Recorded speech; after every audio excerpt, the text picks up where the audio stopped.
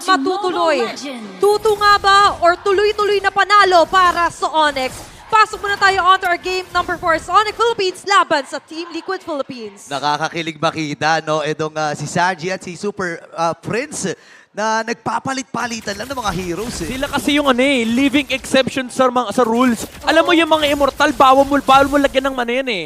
Bawal mo lagyan ng rules sa buhay. Tama naman, masyado na sila malakas para sa mundo ng mga tao.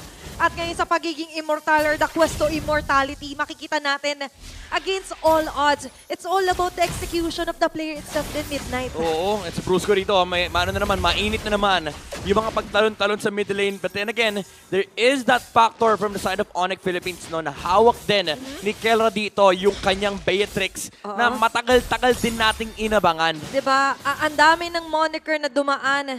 And now the Golden Goat na nga lang din, road to championship. The road to the eventually titulungan na makuha muli. Pero para sa Team Liquid Philippines, meron kasi ditong parang more on the Big Four title yung gusto nila makuha. Madagdagan yung selyo dun. Oo, no, marami-rami sa kanila mga miyembro ang nakakuha na ng titulo ng MPL Philippines at gusto nila itong madagdagan. Oh! Para madadagdagan ata ang buhol ni Brusco! Oh! First blood kagad, Carlito makakakuha nun. And guess what? Sanji, nag-iinit na naman. Pinapainit ang kusina. And ready magluto with the arrows. And may kasunod pa na nakuha dito sa mid.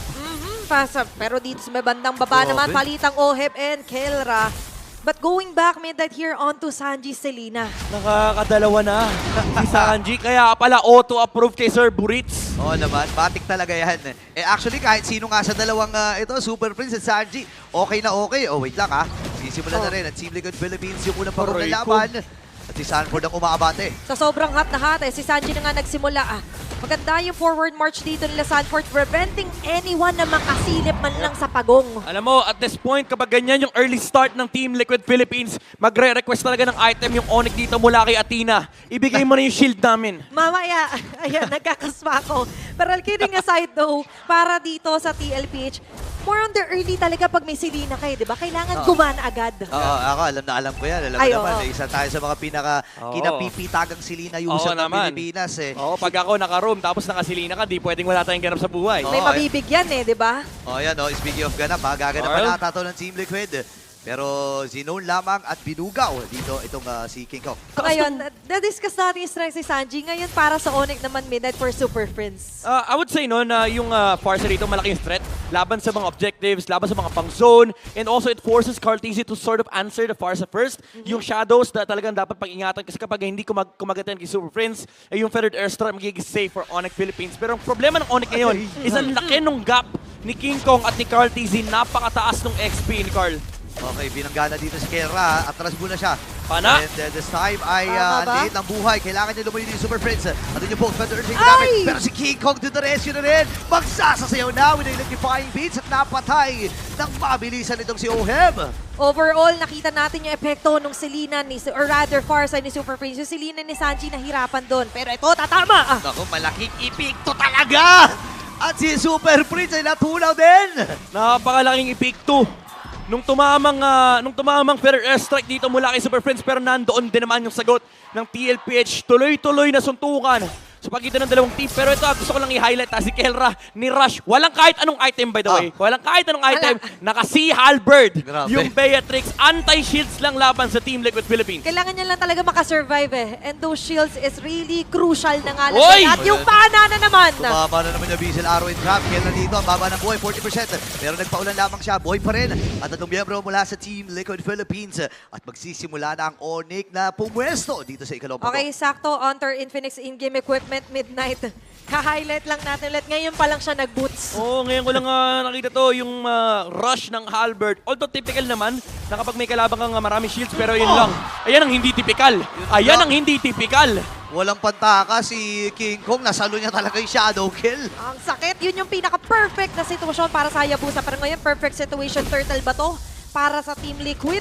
Libre na kasi nahawakan na ng Liquid Philippines dito. And unfortunately for Onyx, nasa gold lane side yung Turtle. So, hindi rin ganun kadali tumulong for Onyx Philippines kasi naka-ready rin naman si Oheb in case na lumaban dito yung Onyx Philippines. So tuloy-tuloy lang yung pag-snowball dito ng Liquid Philippines. Carteezy, constant invades against King Kong. Plus, hindi mahihirapan si Oheb ng umabol. Pero sa ngayon, kita mo si Sanford! Sanford! O yun na, pumasok na, nagamit na yung Venice Rage. Ngayon, alis mo na din si Carteezy, pero nakasana mo yung grab. Natama ba yung Missile Arrow? Hindi. Kasi hindi na yung mag-go dito ang Onyx Philippines at malaya nilang makukuha yung posisyon dito sa may bottom lane. Pero yung kamuntigan, yung Onyx doon, buti nakaharap na magandang set dito. Si Brusco, huminto eh. Huminto yung laban para nagliparan yung tatlong members dito for either side. Yeah. Pero nakakaharap naman ng trade dito yung Onyx Philippines so far. Pero naiiwan si Oheb, naiiwan si Oheb sa kusina. Kumbaga, nakakakuha man sila ng tore, pero what they're not expecting was that si Oheb ay malaya. Pero dito, hindi malaya sila. Kirk, hinahabol-habol nila Sanford. Okay. King Kong. Na-force yung flicker ni Kirk dito habang andito yung mga dash. Mula sa kanya, pana. tumama na naman yung Abyssal Arrow. Ang lala. Galing kay Sanji, ibang klase talaga to. Grabe, gusto niya lang naman maglaro. Aray ko po! Isa na naman pa, natatama. Brusco. Buhay pa ba siya dito? Wings by wings ay nagamit. Sinakripisyo ni Brusco yung kanyang sarili para saluhin yung mga damage na dapat ibigay ng Team Liquid. Hinarangan yung mga glulets, ginamitan ng bouncing ball. Pero yung nakita kong graphic kanina ay hindi masaya kung Onyx fan ka.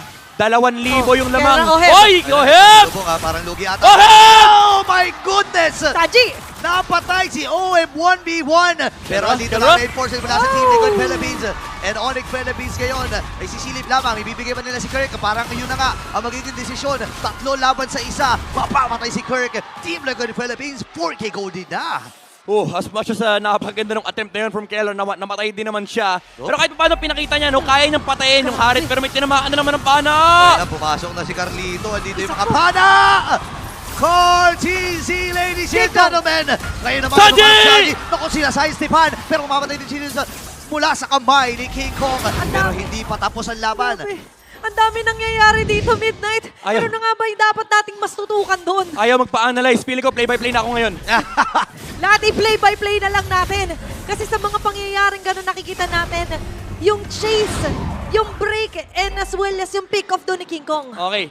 Pinakita naman ni Kelra na kaya niyang labanan yung Harit kasi konti yung shields na na-generate ni Oheb mula sa kanyang mga chrono dashes. So yung damage, medyo kahit paano nasasagot na ng Onyx Philippines. Pero yung onslaught ni Carteezy dito, yung technically wala pa silang answer. Even though nakakuha sila ng kill kay Sanji in the mid, ang daming resources na yun-expend.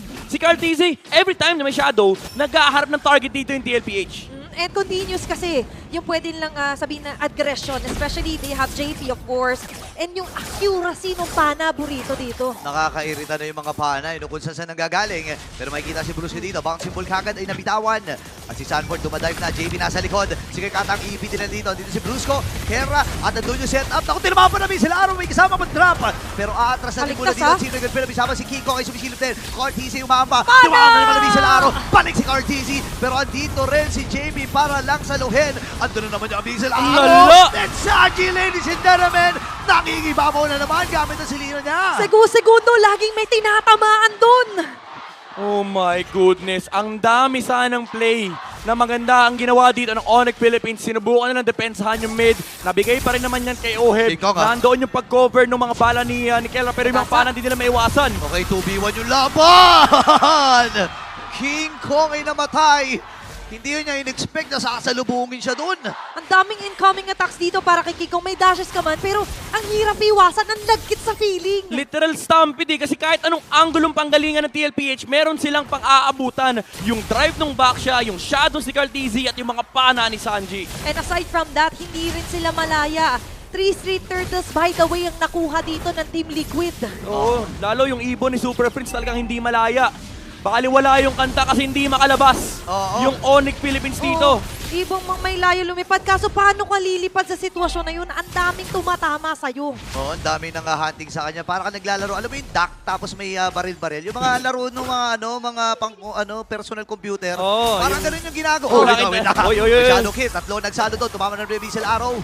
Grabe. Ay, Di ba, gustuhin mo man na may makuha dito for TLPH, but with that kind of player, nahihirapan talaga yung Onyx Philippines. Any conditions for them para totally naman neutralize, ma-shutdown man lang din si Carl or Oheb. Honestly, kailangan mauna yung Onyx. Kaso ang problema nila, may Baksha kasi. nga. Alam mo yung may rumoronda, may nagpapatrol sa TLPH. And ang hirap for Onyx Philippines sa umabante kasi kapag nahuli sila, wala sila sa pwesto. Again, ang bilis ng pag-punish. kahit papano, nakakuha naman ng space doon sa may bandang taas si King Kong. So in terms of the jungle naman, kamusta ba tayo sa ating in-game equipment? Ayun, medyo malaki yung kalamangan talaga ni Carl TZ. 2,000 yung lamang niya against Grabe. King Kong. Pero ang kinaganda naman for King Kong, no, medyo makakahinga siya ng konti, may konting recovery. Nandiyan na yung kanyang Holy Crystal Starlium combo. Pero again, yung Joy Hayabusa matchup, alam naman natin, medyo Hayabusa favored yan. Oo, lugi, no? Alam mo naman, pag wala kan yung dash na naging invulnerable, lugi ka. Yung mga Suyu, nakakaligtas yan. Yung mga Ling, isang Tempest of Blade lang, nakakaligtas din si Shadow King. Pero yung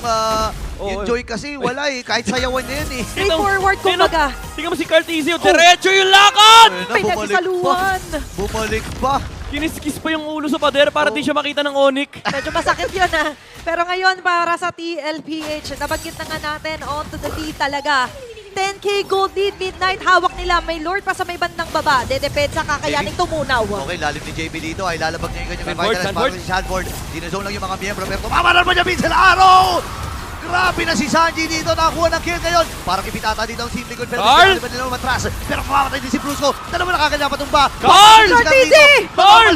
Si Super Prince. Pero buhay pa rin ang Onyx. Buhay pa rin ang Onyx. Oh, munti ka na. Nagkaroon pa ng shadow dito yung Hayabusa. Nag-iwan pa ng mga trap. Si Sanji, buti na lang for Onyx Philippines. Patay nila si Ohe. Walang round 2 ng Yeah. Zaman Force. Pero may minion wave pa sa mid. Pero baka ito yung round 2. Pana hindi tatama. Pero Dami, tatamaan ang gusto dito is going to be the mid lane turret. At katulad naman, ang daming kailangan isipin din dito ng Onyx. Grabe. Umuulan na ng pana yung Enchanted Talisman ni Sanji rito. It's making it work for TLPH. Napakaraming traps, napakaraming pana. Dagdag pa natin dyan yung more damage from the Lightning Truncheon. And Yep. of course, yung Resonate din. Dagdag ano pa yan. Dagdag problema. Sakit pa sa ulo. Tapos may cooldown reduction pa yan. Plus the Baby Kicks is doing it. Pero King Kong on to Sanji. Top lane. Tinanggap Tinanggap niya na. Pumlex Tinanggap na lang. niya Ah, boss cooldown eh. Oo, tinanggap niya na ang kapalaran para bang sabi niya, guys, Oh, ipagiganti niyo na Oh. lang ako. Hanggang dito na lang muna ako. Pero still, a shutdown is a shutdown.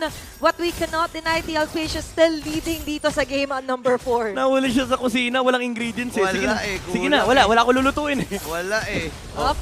Wait lang ha, parang ang plano ata dito ng Onyx Philippines ay simulan na pagbagsakin yung Torres sa Conceal. gitna. Pero sabi ni Carl TC, Oy! unahan! Pero naunahan ata siya! Makakakuha ang shadow out. Si Kirk dito, ang baba ng buhay. 30% na lang. 15 seconds. pwede para maghabol, sa pwede Lord. maghabol. Pwede natin habulin Super Play. Sapang Cyclone Eye. Grabe si JP, dumadrive by oh. Grabe, no? Gulong laban sa ibon. Matatakot ka talaga dun. Wala, mabilis yan. May acceleration yan. Napakadaya niyan eh. Aapakan lang yung gas eh. Ngayon, TLPH, hawak na naman nila yung Lord Pit. Medyo mahirap daw for Onyx Philippines to reclaim considering na ang kalaban nila dito, hindi lang yung jungle, hindi lang yung Lord, Yeah. yung mga pana na naman ni Sanji. Yung chances ngayon na makasingit ang Onyx ay meron pa rin naman. Pero mas mataas yung chance dito Oh. na makapang-backsound ng TLPH. And as we've mentioned, it's going to be a free Lord for Team Liquid. Pangalawang Lord ng laban na ito makukuha ni Carl TZ. Grabe yung JP Patrol, men. Diba? Iba yung JP Patrol. hindi makalapit yung Onyx eh. Rumuronda si JP. Alam mo yung, ginamit na nga lang yung trap tsaka yung pana pang burst ng Lord para mas mabilis. And then si JP, binabato ng plato yung Onyx. Oo, parang siya si Leo laging at your service. Oh. Ibang klase talaga yun. Oh, yan na, at your service na naman! Oh, pero- JP, okay, pipigil. Medyo kinakabahan, medyo kinikilig. Pero ngayon, may Lord na kailangan isipin ng Onyx Philippines. Ito na yung bad trip na yung Onyx. Di naman nila binubuk si JP pero punta na punta.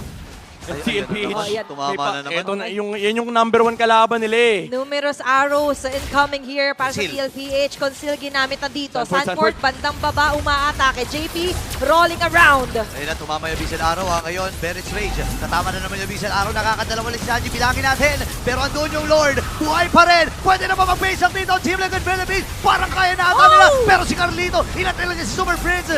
And this time, Ipase! magtatapo sila ang laban. Tuto ang ating score.